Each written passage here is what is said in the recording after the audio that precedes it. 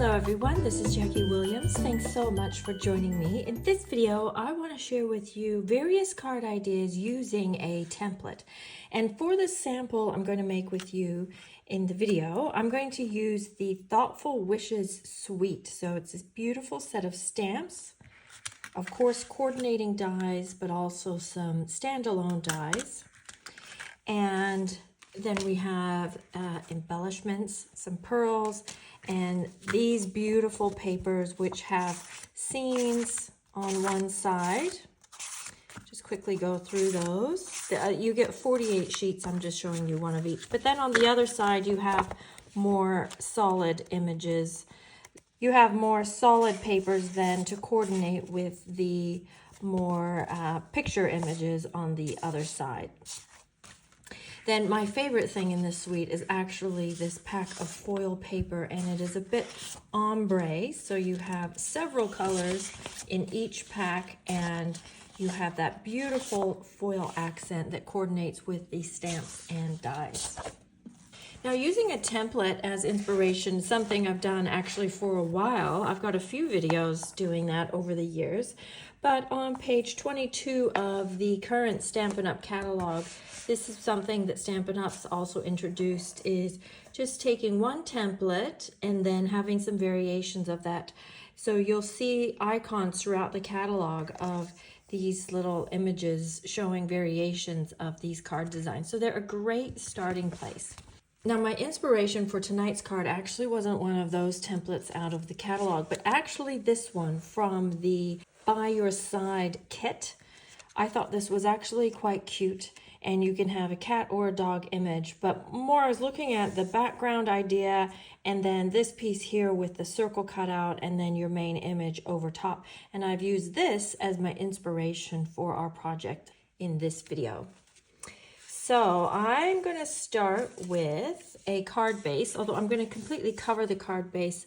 I've still chosen a coordinating paper. I'm just going to use my bone folder to make that crease nice and flat. Now the paper I want to use is this one from the Thoughtful Journey paper pack. Now you have a bit of a choice. Well, you always have a choice, but you could use the paper that makes this like one continuous image, or you could grab something that's a little more coordinating rather than the same image. I think that this is too much of the same color. That's just my opinion. So I'm liking this instead. So I'm going to go ahead and glue these two pieces onto my card base, and this is going to cover completely. Okay, and then this piece I'll put in through the middle like this. And then I've cut two strips of that beautiful foil to put on that join. So I'm just recreating what's pre-printed on this inspiration card piece. Because this little strip is also blue, I used the blue foil. I thought if I had all of the pieces for the card front were all blue, it might just be a little too much blue, or too much of the same, I should say. And this is a nice way to use that foil. So you're using like every tiny little scrap of it. Now to create this circle aperture or the window on the front, I found the two best dies to use were either the second to largest circle from the Stylish Shapes or the second to largest circle from the Everyday Details die set. And the reason why I think these ones are the best ones are because they leave a stitching, or in this case, little dotted circles, not only on the circle that you cut out, but on the piece that is left behind. And the piece that's left behind is actually what we want to use on the card. So I have selected Pretty Peacock, and I have used the Everyday Details die. So you see how it's left those dotted circles behind. Missed one there. So we'll go ahead and put that on our card using dimensionals. And I did emboss it with the Basics embossing folder. Now, from what I've read, I believe this folder is now sold out and discontinued in North America. Here in the South Pacific, it's still available, and it may still be available in Europe. I'm not sure.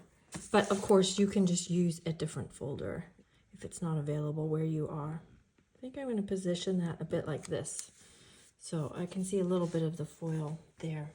Now I've also cut out that beautiful die, and we could just leave it white. I'm going to add just a little bit of color to that. I think I'll go for soft seafoam and Lost Lagoon on that.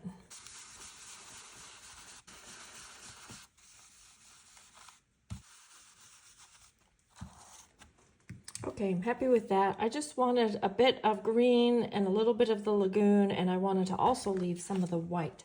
Okay, I'm putting that down. I've put a little bit of glue on the ends here, and I've also add just a little bit of dimensional in through there, in through the middle. Beautiful. Now I just want to add some words. So I think I want to use Night of Navy, and I'm going to stamp my words on Pool Party. And one way I like to use my scraps is to just add a little bit of color down here at the bottom of my label. Maybe something like that. And this is probably the kind of paper size that you would just throw away. So it's making good use of your scraps. And actually I'm going to put some twine on there before I close that up. I think I want to use this. I'm just going to make a single bow. I don't want this too frilly. Okay, now I've put my dimensionals on either end so that I don't have a dimensional on top of that knot. And then just go ahead and put that on. And then I think all we need are the embellishments. And I know the blue ones match, but I really quite like these ones, that the contrast. We'll put one on top of the die cut and one under the die cut. And then we'll put one here in that gap. There we go. Yeah, I'm happy with that. So this is one version using the Thoughtful Journey papers.